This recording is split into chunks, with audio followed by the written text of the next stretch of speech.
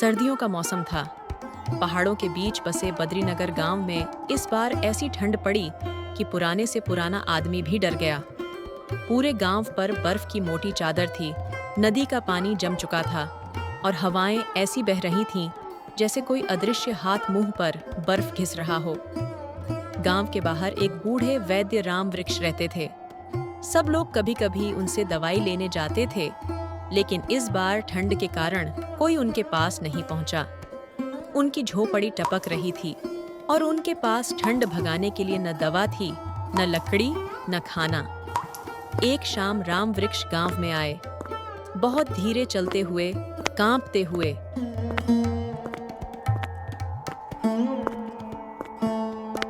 बेटा, कोई मुझे थोड़ी सी आग की लकड़ी दे दो। आज बहुत ठंड है। दवा बनाने के लिए थोड़ी जड़ी बूटी भी चाहिए और कुछ खाना मिल जाए तो ये रात निकालना मुश्किल है। बाबा, हमारे पास खुद के लिए लकड़ी कम पड़ रही है।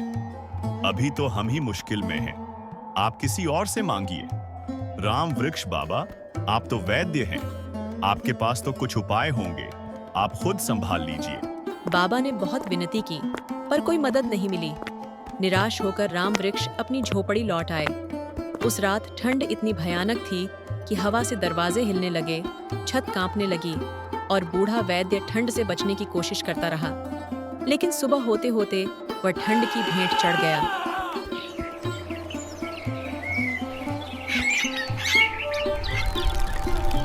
अगली सुबह जब गांव के कुछ लोग लकड़ी लेने जंगल जा रहे थे,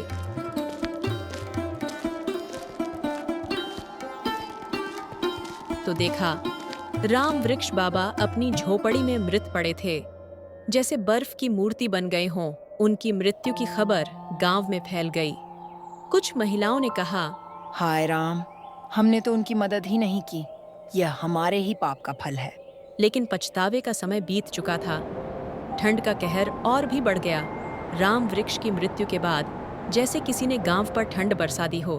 उसी गांव में एक मजदूर धर्मू रहता था, अपनी छोटी बेटी पूजा के साथ। उसकी पत्नी सालों पहले गुजर चुकी थी। उसका घर टूटा फूटा था और उसके पास एक पतली चादर के अलावा कुछ नहीं था। पूजा कांपते हुए बोली, बाबूजी, बहुत ठंड लग रही है। आग भी नहीं बची। क्या आज रात भी ऐसे ही गुजारनी पड़ेगी? बेटा, मैं लकड़ी जुटाने की कोशिश कर रहा हूँ, पर ठंड में हाथ पैर जम जाते हैं। फिर भी मैं कोशिश करूंगा। अगले दिन वह कुल्हाड़ी लेकर जंगल गया।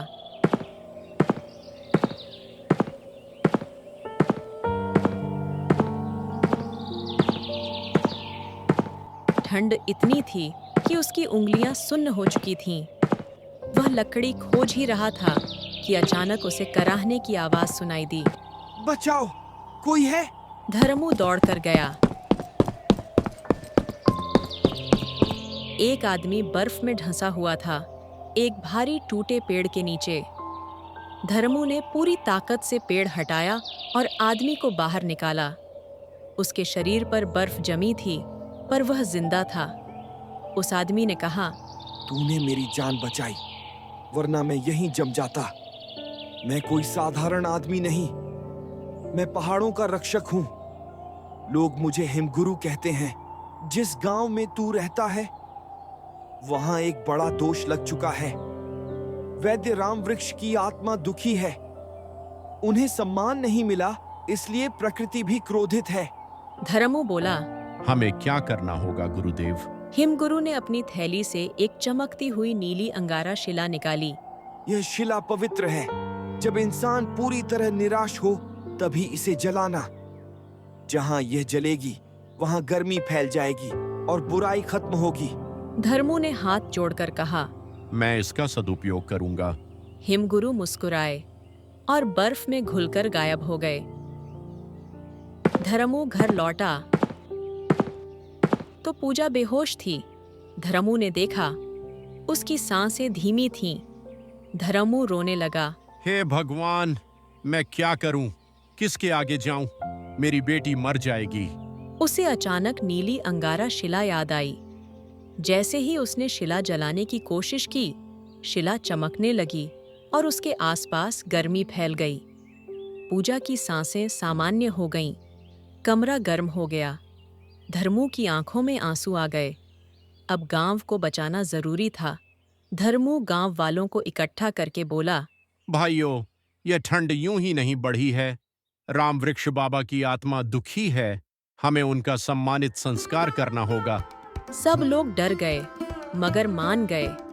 हर घर से लोग निकले। सबने मिलकर लकड़ी जुटाई। उन्होंने वैद्य बाबा की चिता तैयार की। धर्मू ने नीली शिला उनके पास रख दी। अचानक एक तेज उजाला फैला। राम वृक्ष की आत्मा प्रकट हुई। तुम सबने देर तो की, पर आज इंसानियत दिखा दी। धर्मू बेटे, तूने बिना स्वार्थ मेरी मदद की। मैं इस गांव को अभिशाप से मुक्त करता हूँ। रोशनी आसमान की तरफ उठी और ठंड कम होने लगी। आसमान साफ हुआ, बर्फ पिघलने लगी, हवाएं थम गईं। गांव वाले खुशी से झूम उठे।